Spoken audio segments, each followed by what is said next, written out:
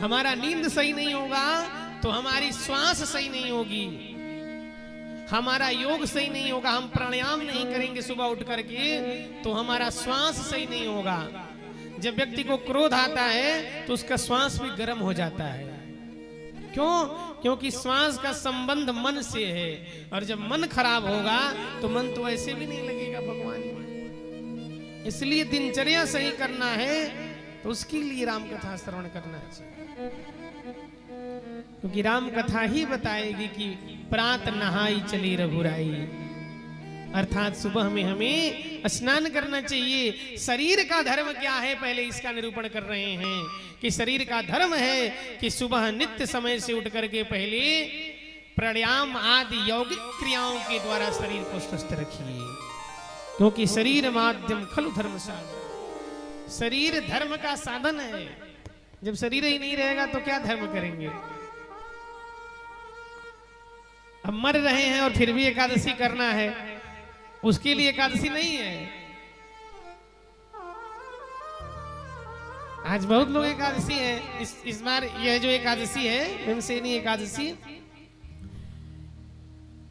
एक बार पांडवों को, आज एकादशी इसलिए कथा बता दे रहे हैं, पांडवों को एक बार युधिष्ठिर एकादशी के महात्मा को बता रहे थे।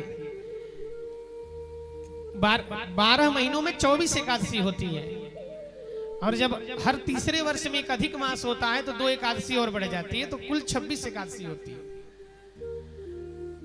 तो एकादशी व्रत ऐसा व्रत है कि धर्मशास्त्रों में बताया गया है कि इसको करने से कोई पुण्य नहीं होता है, पर नहीं करेंगे तो इस पाप लगेगा। इसलिए हर गृहस्थ को एकादशी व्रत करना चाहिए। यदि 15 दिन में एक दिन व्रत नहीं रहेंगे, ये भी एक आयुर्वेद है कि एक दिन शरीर को आराम देना चाहिए। एक दिन नहीं देंगे 2 वर्ष बीतेगा, टाइफाइड हो जाएगा, डॉक्टर 21 दिन मना कर देगा, तो वो बात समझ में आ जाएगी, वो बात समझ में आएगी, क्योंकि वो बात से हमें डर बन जाएगा। पर शास्त्रों से हम डरते नहीं हैं। हमें एकादशी से क्या मतलब है? तो हर गृहस्थ को एक दिन व्रत रहना चाहिए कि भगवान जिन्होंने हमें शरीर दिया है, जिनकी कृपा से हमें अन्न मिल रहा है, उनको एक दिन तो धन्यवाद दें हम। तो जब हम एकादशी करने से हमें पुण्य नहीं मिलता है, पर नहीं करेंगे तो पाप लगता है। पांडवों को बताया कि आप लोग एकादशी करो, एकादशी का नियम बता दिया। पांडवों ने सोचा हम एकादशी करें, तब तक कहीं से भीम जी चले आए। भीमसेन आकर कहे कि इसमें क्या होता है? पता चला इसमें तो व्रत रहना पड़ता है। कही तो हमसे नहीं हो पाएगा, सब हो जाएगा पर खाए बिना हम नहीं रह पाएंगे। तब भगवान ने कहा चलो हम एक ऐसा नियम बनाते हैं कि 24 और 2 26 एकादशी में कोई भी एकादशी नहीं करे, केवल इस एकादशी को कर लेगा जो ज्येष्ठ शुक्ल पक्ष की एकादशी है, तो उसे फिर 26 एकादशी का लाभ मिल जाएगा। तो ये जो एकादशी है निर्जला एकादशी, इसका बहुत बड़ा महत्व है। तो व्रत का अर्थ क्या है? व्रत का मतलब उपवास नहीं है। व्रत कहते हैं जिसको हम धारण कर सकें, जिसे हम लोग कहते हैं कि हमने मौन व्रत रखा है। तो शरीर का ये धर्म है कि शरीर को पहले इतना योग्य बनाए कि हम धर्म कर सकें, और उसके पश्चात पहला धर्म क्या बताया कि प्राणी मात्र का कल्याण कैसे हो, तो प्राणी का भगवान में निष्ठा बने और जगदीश जीव और संसार में भेद हो समझ सके। उसको ये पता चले कि चाहे मैं महल कितना भी बना रहा हूं, टिकट कब कट जाएगा कोई नहीं जान रहा है। लोग 50 वर्ष आगे की बात सोचते हैं और 2 मिनट में पूरा खेल समाप्त हो जाता है, उतना भी नहीं लगना है। इसलिए हमें प्रतिदिन अपनी समीक्षा करनी चाहिए।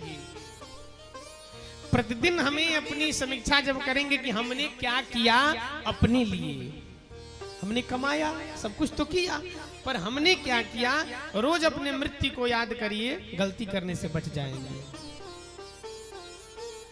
पर हम लोग रोज अपने पुण्य को याद करते हैं कि फलाने को इतना दान किए, पाप को नहीं याद करते हैं। यदि पाप को याद करने लगेंगे तो प्रतिदिन कुछ पाप कम होता रहेगा। इसलिए 3 सूत्र है जीवन में कि अपनी समीक्षा प्रतिदिन करिए और संसार की परीक्षा प्रतिदिन लीजिए और ईश्वर की प्रतीक्षा प्रतिदिन करिए। यही 3 सूत्र है कि प्रतिदिन एवरी डे रिव्यू योरसेल्फ, अपने आप को प्रतिदिन देखिए कि हमने आज क्या अच्छा किया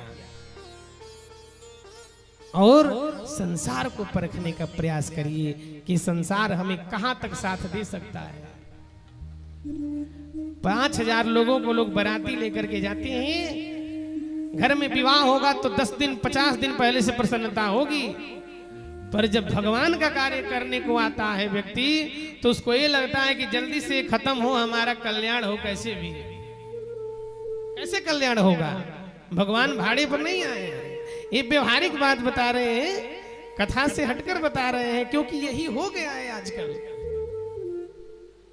हमें लगता है कि हम भगवान का कार्य करा रहे हैं, अरे हम कौन है कराने वाले। भगवान की कृपा नहीं होगी तो रखा हुआ भोजन भी नहीं पच पाएगा, उसके लिए भी दवा खाना पड़ता है। इसलिए भगवान की एक कृपा है कि भगवान ने आपको उन लोगों में से चुना है कि आपसे अपना कार्य करा रहे हैं। इसलिए अपने आप को धन्यवाद दीजिए कि आप उन बड़भागी लोगों में से हैं कि जिनको भगवान ने अपने कार्य के लिए चुन लिया है। नहीं तो अस्पतालों में लाइन लगी है, जाकर देखिए बड़े बड़े। जीवन का जिस कथा को सुनकर के जीवन का यथार्थ नहीं समझ में आए, भगवान से भक्ति नहीं जगे, संसार से मोह न छूट पाए, समझिए अभी वो कथा लायक नहीं है, वो सिर्फ खुश करने वाली कथा है।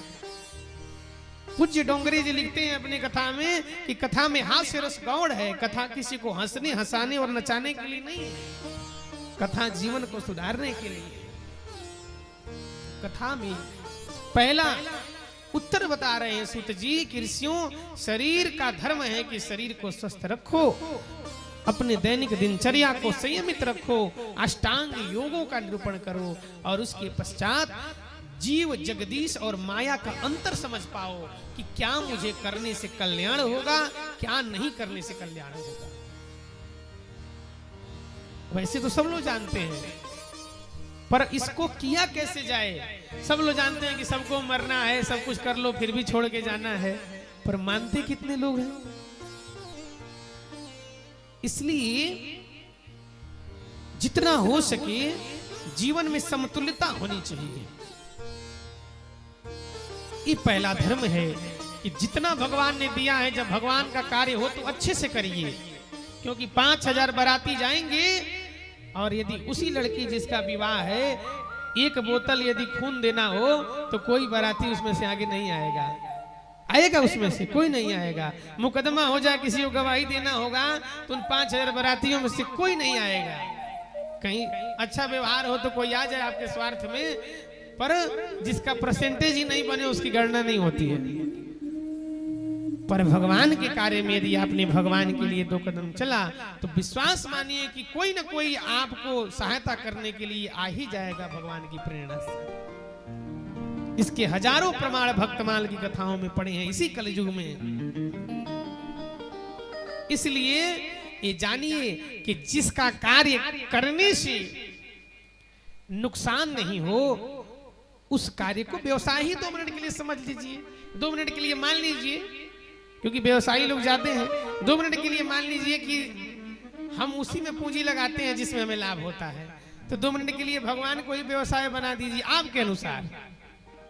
तो आज तक कोई भी एक ऐसा व्यापारी बताइए भगवान का जो भगवान का पूजा कराने से, भगवान की कथा में भगवान का दान करने से दरिद्र हुआ है? कोई नहीं है। इतने बड़े बड़े मरवाड़ी हैं, हर वर्ष कथा कराते हैं, हर 6 महीने पर ब्राह्मण लोग को रुपया दे दे जबरदस्ती पूरी खिलाते हैं, पर कोई गरीब नहीं मिलेगा। क्यों? क्योंकि भगवान कुछ रखते नहीं हैं। ये तो उनका नियम है कि जो उनके लिए 1 कदम चलता है उसके लिए वो 10 कदम चलते हैं। एक कथा आती है, आगे आएगी, पर अभी क्रम चल रहा है तो बता दे रहे हैं। एक बार भगवान कटी हुई उंगली, सत्यभामा, रुक्मिणी और द्रौपदी तीनों थीं, सबके सामने भगवान ऐसी माया रचे कि जब शिशुपाल को मार के आए तो उन्होंने दिखाया कि चक्र से हमारी उंगली कट गई है। वैसे तो उंगली कटी नहीं थी, पर देखा भगवान ने, भगवान को तो लीला करनी थी कि कौन हमें कितना प्रेम करता है। तो कटी हुई उंगली जब दिखाए तो सबसे पहले सत्यभामा देखी। तो सत्यभामा क्या कही कि कहीं सत्यभामा कपड़ा तो कहीं नहीं पड़ रहा नजर। सत्यभामा चारों तरफ वस्त्र देख रही है, कहीं से कपड़ा मिले कि हम इनकी अंगुली पर पट्टी बांधे। तो कहीं सत्यभामा कपड़ा तो कहीं नहीं पड़ रहा नजर। तो बोली रुक्मिणी रुक जाओ, मैं आती हूँ कपड़ा लेकर। रुक्मिणी कहीं रुको, मैं आती हूँ कपड़ा लेकर। ये दोनों लोग कपड़ा ढूंढ रही हैं। तब तक द्रौपदी जी का ध्यान गया। क्या किया द्रौपदी जी ने कि कहीं द्रौपदी क्यों जाती हो, कपड़ा तो है गजा इधर। द्रौपदी जी ने कहा कहां जा रही हो, यहाँ तो कई गज कपड़ा भरा है। और क्या किया, तुरंत अपने पहने हुए उस नई चीर को फाड़ दिया। फाड़ के बांधन लागे पल्लू अपनी साड़ी से, अपने मदन मुरारी के नाम। तुरंत फाड़ करके नई चीर से बांध दिया। भगवान प्रसन्न हो गए। कहे भगवान की तुमने क्या कर दिया। कहे कृष्ण जी सुनो द्रौपदी, तूने क्या कर डाली। एक बूंद खून तो गिरा नहीं, फिर नई चीर क्यों फाड़ी। कहे अभी तो खून गिरा ही नहीं, एक बूंद रक्त भी नहीं गिरा, फिर भी तुमने नई साड़ी को फाड़ दिया। द्रौपदी जी की आंखों में आंसू आ गए। द्रौपदी जी ने कहा प्रभु, यह कोमल तन से क्या यह वस्त्र प्यारा है। भगवान प्रसन्न हो गए। कहे कृष्ण जी सुनो द्रौपदी, ये मोहन कुर्बान हुआ।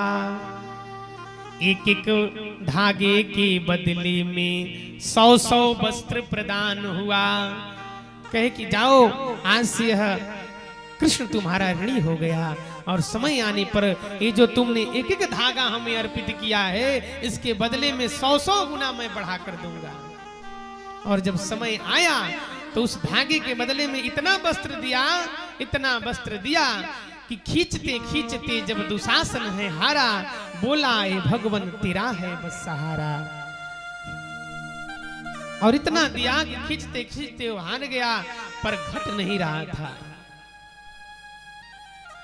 तो भगवान को जो हम देते हैं वो हमें ही प्राप्त होता है। भगवान के घर में अंधकार नहीं है। दीपक हम इसलिए जलाते हैं कि हमारे घर में कभी अंधकार ना हो। भगवान तो स्वयं प्रकाशवान है, चिदानंद संदोहम महापहारी। उनको प्रकाश की आवश्यकता नहीं है। प्रकाश हमारे जीवन में आए, हमारे जीवन में धन की कमी नहीं हो, इसलिए हम धन चढ़ाते हैं। हर गृहस्थ को लक्ष्मी जब आती है घर में तो 10वां अंश नारायण को समर्पित करना चाहिए, नहीं तो वही लक्ष्मी अलक्ष्मी हो जाती है। 3 तरह की लक्ष्मी है, लक्ष्मी, महालक्ष्मी और अलक्ष्मी। अलक्ष्मी क्या है? 2 अंतर है। जब अलक्ष्मी आती हैं तो उल्लू पे बैठ के आती हैं। उनका सवारी क्या है? उल्लू है। उल्लू को दिन में दिखाई नहीं देता है।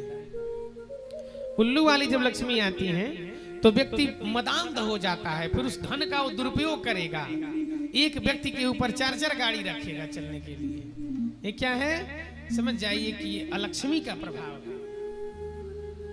और जब भगवान की कृपा होती है, जब धन से धर्म करने की प्रेरणा जागृत होती है, तो उस धन में महालक्ष्मी का वास होता है, और वो लक्ष्मी नारायण के साथ आती है। और जब नारायण के साथ आएंगी तो लक्ष्मी कल्याणकारी होती है।